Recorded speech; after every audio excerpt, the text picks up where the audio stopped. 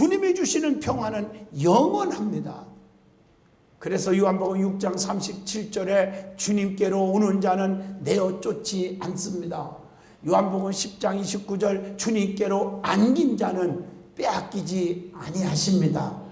여러분은 주님의 품 안에 안기시기를 주의 이름으로 축원합니다.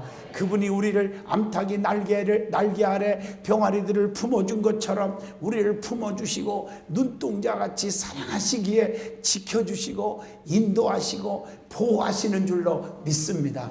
그 품 안에 안기시기를 바랍니다. 그래서 성도들에게 생명의 안전과 안식을 주신다고 요한복음 15장 19절에 말씀하고 계십니다. 두 번째로 성도가 예수님을 떠나면 안디입니다. 그 안디는 이유가 무엇입니까? 요한복음 10장 10절 성도는 예수님의 양이기 때문에 예수님을 떠나면 생명을 얻을 수가 없어요. 그분이 이 땅에 오신 목적이 우리에게 생명을 주시기 위한 목적이 첫째란 말이에요. 그리고 생명 얻은 자들에게 더 풍성하게 살게 하기 위해서 오셨다고 말씀했어요. 여러분, 풍성이 뭡니까? 부족함이 없는 것입니다.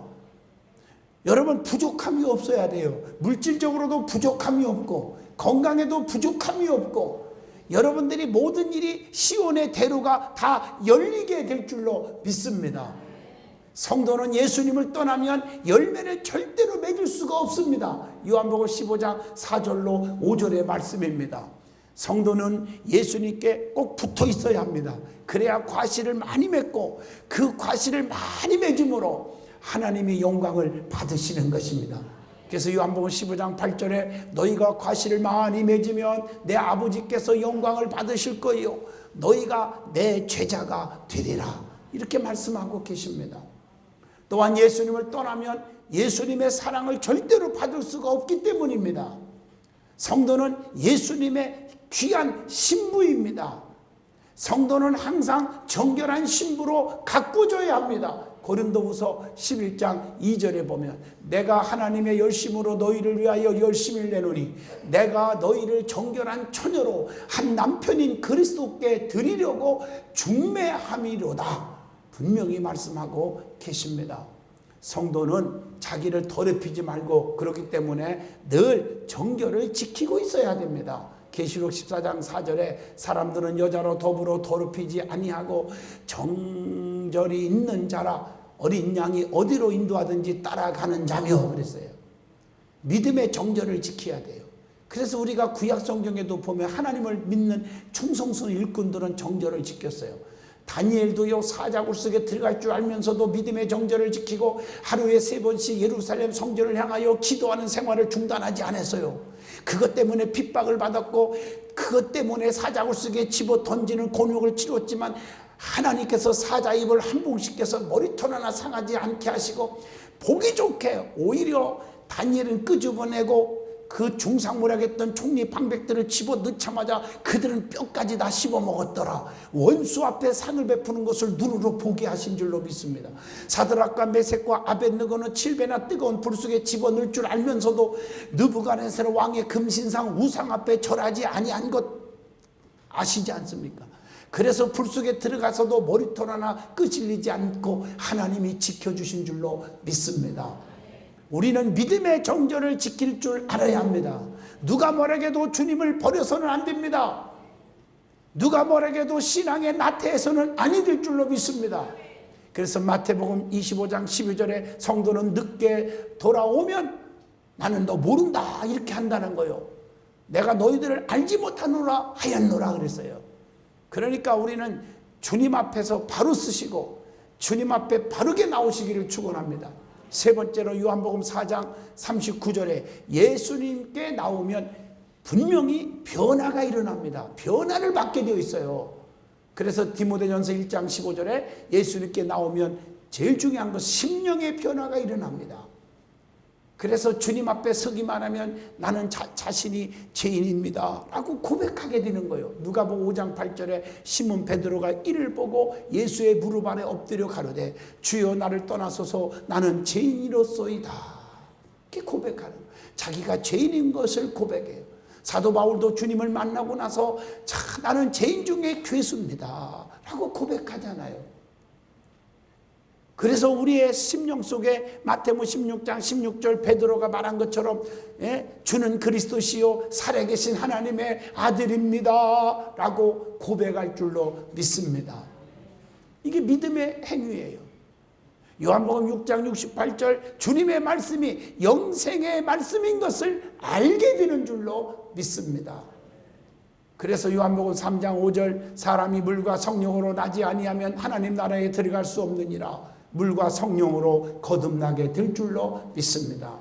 그리고 빌립보 에베소 2장 8절에 너희에게서 난 것이 아니요 하나님의 선물이라.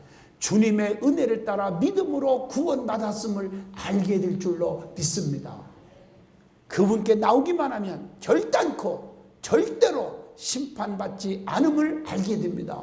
요한복음 5장 24절의 말씀 내가 진실로 진실로 너희에게 이르노니 내 말을 듣고 나 보내신 이를 믿는 자는 영생을 얻었고 심판에 이르지 아니하나니 사망에서 생명으로 옮겼느니라 분명히 말씀하고 계십니다. 그리고 요한복음 4장 29절 보면 예수님께 나오면 그 다음에 변화가 생각의 변화가 일어납니다. 그래서 생각이 달라져요. 로마서 8장 5절로 6절에 영의 생각은 생명과 평안을 주는데 육의 생각은 사망에 이르느니라. 그래서 우리가 영적인 생각으로 바꿔지게 하는 겁니다. 그래서 그의 입술을 통해서 늘 고백이 주를 위해서 살고 싶은 고백이 나오게 돼 있잖아요. 그래서 로마서 14장 8절 우리가 살아도 주를 위해 살고 죽어도 주를 위해서 죽나니 그러므로 사나 죽으나 우리가 주의 것입니다. 먹든지 마시든지 주의 영광을 위해서 살렵니다. 고백할 수 있기를 바랍니다. 그리고 갈라디아서 5장 21절 어둠에서 빛된 생각으로 갖게 해주십니다. 의롭고 착하고 진실한 생각을 갖게 해주십니다. 에베소 5장 9절입니다. 빛의 열매는 모든 착함과 의로움과 진실함에 있느니라. 오늘날 많은 사람들은 자기가 빛의 자녀래요. 내가 빛이래요. 빛은 어두움을 몰아내는 게 빛입니다. 근심, 걱정, 불안, 초조, 낙심된 사람들을 만나기만 하면 그들이 소망을 갖고 기쁨을 갖고 안정을 찾아야 되는데 어떤 분은 자기가 빛이라고 내가 중직이요 그러면서 새로운 신자들을 만나기만 하면 그 사람들을 입술로 상처를 받아가지고 교회를 떠나고 정말 가슴을 치고 통탄할 일을 하는 사람들이 있습니다. 가끔 가다 보면 그건 빛이 아니에요. 캄캄한 자예요. 어둠의 세계예요. 의롭고 착하고 진실한 생각이 빛의 열매라고 에베소서 5장 9절에 말씀하고 계십니다. 우리는 빛의 자녀가 돼야 돼요. 어두운 세계에 복음을 전해야 돼요. 이번에 총회에서 제가 사회부장으로 필리핀 그 지역이 들어가는데 남들이 들어가지 않은 곳 유엔이라든가 적십자단체라든가 각 세계에서 손길이 뻗치지 않는 곳 그것을 찾아가냐고 힘드는 거예요. 이번에요. 찾아가서 돕고 오려고 합니다. 이게 빛의 열매가 아닐까요? 그들에게 소망을 주고 그리스도의 빛을 전하고 오려고 합니다. 그 다음에 요한복음 4장 29절 소극적이고 부정적인 사고가 적극적이고 긍정적인 사고로 바뀌게 됩니다. 항상 입만 열리면 할 수 있다 하면 된다 해보자. 할 수 있거든이 무슨 말이냐. 믿는 자들에게 능치보담이 없느니라. 내게 능력 주시는 자 안에서 내가 모든 것을 다 할 수 있느니라. 이렇게 고백할 수 있기를 바랍니다. 이게 빛의 자녀들이에요. 그 다음에 예수님께 나오면 생활의 변화가 분명히 옵니다. 에베소 5장 8절 여러분들이 그리스도를 영접하고 성령에 충만했다고 말을 하는데 생활의 변화가 없어요. 세상 사람들과 똑같이 살아요. 그것은 잘못된 것입니다. 가짜입니다. 전에는 어두움이었으나 이제는 빛의 열매를 맺고 사는 거예요. 에베소서 5장 8절 이게 중요한 것입니다. 로마서 13장 12절에 보면 밤이 깊고 낮이 가까웠으니 그러므로 우리가 어둠의 일을 벗고 빛의 갑옷을 입자. 어둠의 옷을 벗어버리고 빛의 갑옷을 입고 살게 됩니다. 그리고 누가복음 8장 3절 예수님만을 위한 삶을 살게 될 줄로 믿습니다.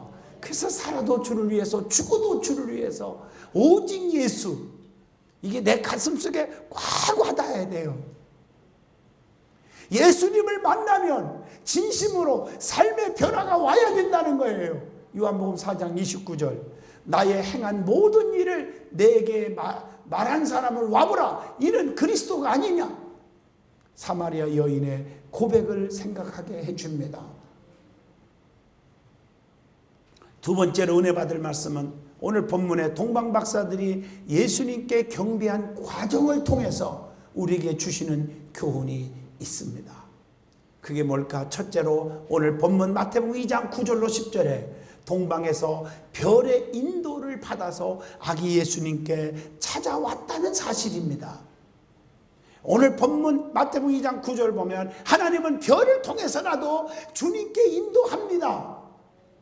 출애굽기 13장 21절에 보면 출애굽할 때 하나님께서 이스라엘 백성들을 밤에는 불기둥으로 낮에는 구름기둥으로 하나님이 인도해 주셨습니다. 여러분의 삶에 우리 주님이 좋은 길로, 의로운 길로, 선한 길로, 축복받는 길로, 형통의 길로 인도하시는 줄로 믿습니다. 그래서 시편 23편 2절로 4절에 하나님은 푸른 초장 쉴만한 물가로 우리를 인도하시며 주의 지팡이와 막대기로 우리를 안위하여 주신다고 말씀하고 계십니다. 동방에서부터 찾아왔어요. 동방에서부터 찾아왔다는 것은 긴 시간을 하나님께 드린 거예요. 긴 시간을 투자한 거예요. 성도는 주님을 만나는 길에 귀한 시간들을 드릴 줄 알아야 됩니다. 여러분들 하나님 앞에 귀한 시간, 긴 시간들을 주님 앞에 드리십시오. 이 핑계 저 핑계 자기 삶을 위해서 바쁘다고 핑계하지 말고 주님을 위해서 긴 시간을 드릴 수 있기를 바랍니다. 오늘 저는 감사한 것은 우리 교회도 이렇게 예배드리러 말씀을 사모하고 진짜 대전에서도 혹은 정말 이 천안에서도 KTX를 타고 오시는 권사님, 안수 집사님 사명 감당하는 분이 있습니다.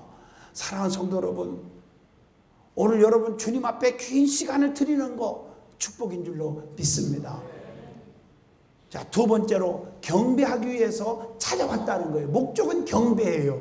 마태복음 2장 11절 구경하러 온 게 아니에요. 아기가 낳다며 가보자 구경하러 온 게 아니에요. 경배하러 왔어요. 교회도 예배를 드리러 오는 자가 있고 예배를 보러 오는 자 두 종류가 있어요. 예배를 보러 오는 사람은 불평이 가득 차요. 원망, 쑥덕, 짜증 가득 차요. 왜? 구경하러 왔으니까. 설교가 기냐 짧냐, 설교가 잘했냐 못했냐, 많이 왔냐 적게 왔느냐. 여러분 그런 걸 보러 오는 게 아니에요. 예배를 드리러 온 줄로 믿습니다. 하나님께 드리러 왔어요. 우리는 예배를 어떻게? 엎드려 경배했습니다. 엎드린 것은 겸손의 자세입니다. 하나님은 겸손한 자에게 은혜를 주세요. 베드로전서 5장 5절 젊은 자들아 이와 같이 순복하고 서로 겸손으로 허리를 동이라. 하나님이 교만한 자를 대적하시되 겸손한 자들에게는 은혜를 주시느니라. 그래서 잠언서 16장 18절에 교만은 패망의 선봉이라고 그랬어요. 오래 믿다 보면 자기도 모르는 사이 목에 힘주고. 절대 그러면 안 됩니다. 하나님께 가까이 갈수록 더 겸손, 벼이삭이 연그를수록 더 고개를 숙이는 것 같이 겸손하기를 바랍니다. 그리고 엎드린 것은 우리 예수님을 존경하며 예수님을 높여드리는 자세입니다. 주님을 가장 귀한 분으로 여기는 자세입니다. 성도는 주님 없이는 살 수가 없음을 요한복음 15장 5절을 통해서 깊이 고백되어지기를 바랍니다. 그리고 경배한 것은 우리 예수님을 공경하여 예배하는 것입니다. 오늘날 성도는 주님께 항상 예배의 신앙을 가져야 합니다. 그래서 요한복음 4장 24절 하나님은 여기시니 예배하는 자는 신령과 진정으로 예배할지니라 라고 말씀하고 계십니다. 예배의 요소는요, 말씀이 있죠, 기도가 있죠, 찬양이 있죠, 하나님 앞에 드려지는 헌신으로 헌금이 있죠. 예배의 요소들입니다.